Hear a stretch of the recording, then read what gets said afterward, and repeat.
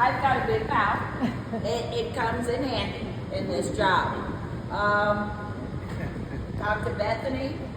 We've got some of these congressional districts that are moving the right direction. So yes, the hard work we've put in is bearing fruit. But one of the things that I really do want to do is I want to take just a couple seconds, because I have this theory that it's impossible to get where you're going unless you fully recognize where you are. So let's take a second and look at where we are. We have a president and his aides that talk about suspending habeas corpus. We've decided that, and I can't even say it's in balancing the budget because they're adding $4 trillion. We're actually going to add $4 trillion to the deficit and hang grandma and grandpa out to dry. Just a language note, when we talk about it, I'd love you all to call it the big bad bill. Because it's the big, bad, very bad bill. And it will kill people. Things are tough, folks. We are in as dangerous a situation that I think this country has ever been in. And there's no guarantee that we'll survive. It's not written. It's not predetermined.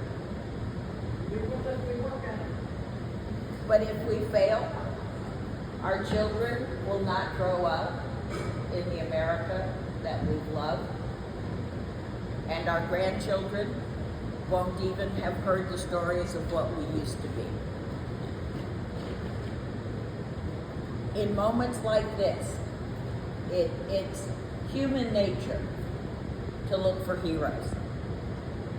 It's human nature to want Superman to come busting through the window, to have the next iteration of Barack Obama like float down from the sky and save us. It ain't gonna happen.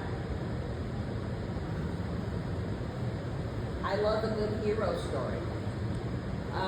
Some of you guys are older. Have you ever heard of, back in the 1960s, there was a track star named Wilma Rudolph? You've heard of her? Okay. For those of you that are younger, Wilma Rudolph was the first American woman to win 3 gold medals in an Olympics. And it's more amazing because when she was 2 years old, she contracted polio. And she wasn't ever expected to walk. She not only walked, she ran. She became an Olympic star, the darling of the media. She walked the runways. She was a champion for civil rights in her community. She, to most Americans, is the hero of the Wilma Rudolph story. But she isn't. She really isn't. You see, Wilma was number 19 of 21 children born to a poor black family in Clarksville, Tennessee. And when they would ask Wilma how she did this, she'd always say, you know, the doctor said I wouldn't walk, but my mom said that I would run. And I believed my mom. You would have believed her too. I did. See, my mom was number 18. The hero of the Wilma Rudolph story is Blanche Rudolph. See, Blanche was a maid. It was in the early 40s. That's about all black women did. She was a black woman with a whole bunch of mouths to feed. that 3 days a week took her crippled child and got on the back of a bus and went 40 miles to the only hospital that would treat a crippled black poor child. And she did it day in and day out, week in and week out, year after year, until that crippled child could walk and run and win. What I'm asking for you guys in this moment, we love a hero, but I need you guys to be a hero like Blanche. I need you to get up and do the tireless, hard thing. And I need you to do it week in and week out until we win. I need you to write yourself in as the hero of our American story. As much as we have these moments, and we can all talk about Iwo Jima, and we can talk about the brave soldiers that have fought our wars, today that soldier is you. You are the only thing. You are the only people who can save this union. And it's going to take making those 5 calls, talking to your neighbor, knocking on a door, opening your mouth. It's going to take living daily in your values. If this is a war and a contest of values, by God, we win. And it is. But I need you to open your mouths. I was listening to, Audible books. I drive a lot. I can either listen to CNN, which would make me a really crazy person, or I can try to do something productive. And I've got kind of an eclectic reading list. So right now I'm reading a book by Stanley McChrystal, the General. On Character is the name. Yeah, well, you got to give yourself primers and remembrances. But there was a phrase that I heard on the way up here that got my attention. He said, we need to start looking at our watches and not the calendars. And in this election cycle, I need all of you to start looking at your watches.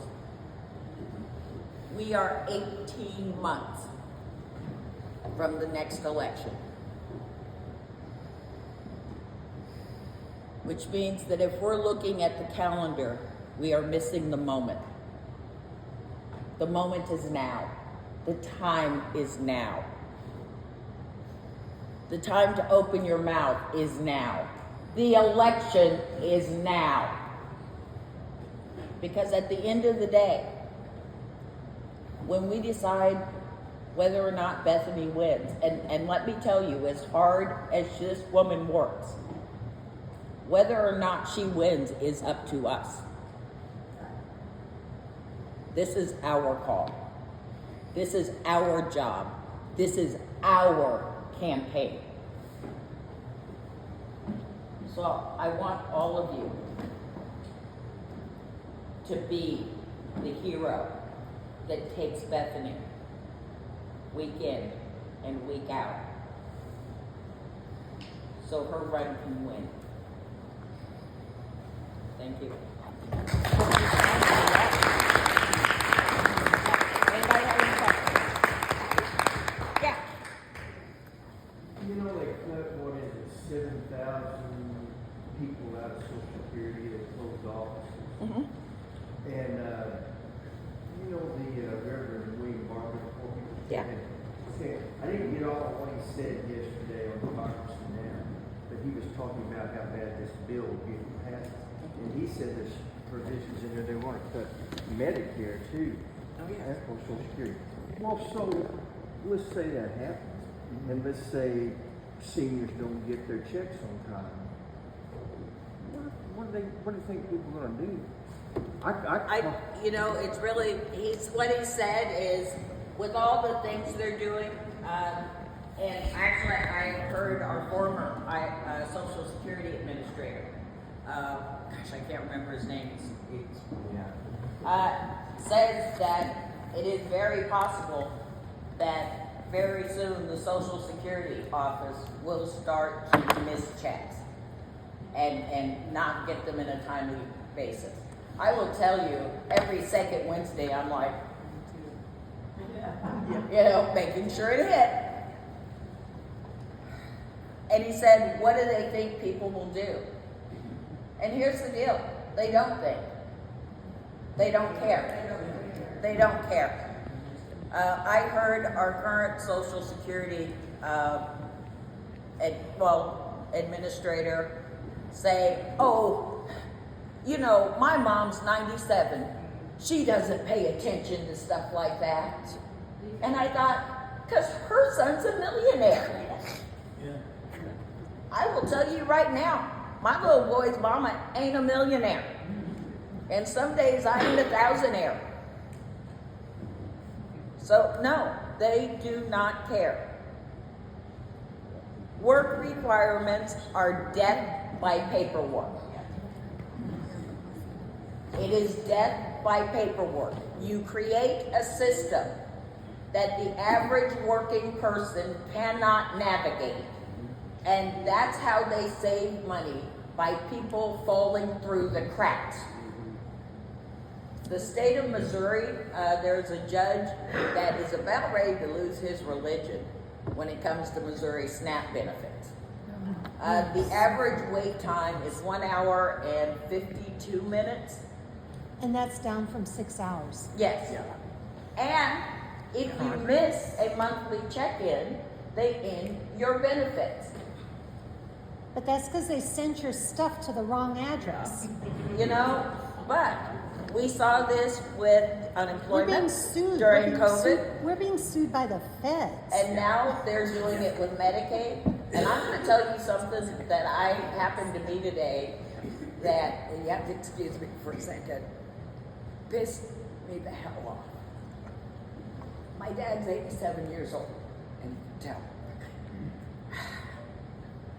Because of the cuts they did in the VA, and they fired his primary care doctors, they dropped the ball and forgot to prescribe a pill, a diuretic, for my dad. So now his feet are swollen and cracked because of the swelling in his legs. So that's what I spent most of my day doing today, taking care of my dad. I can give a pretty speech, I really can. But y'all, I need you desperately, so desperately, to step up and be heroes. Because my dad's got me, but there are folks that think they don't have. And I don't say it whatever that word is, hyperbolically. These cuts will kill me. And today I'm a little raw because it's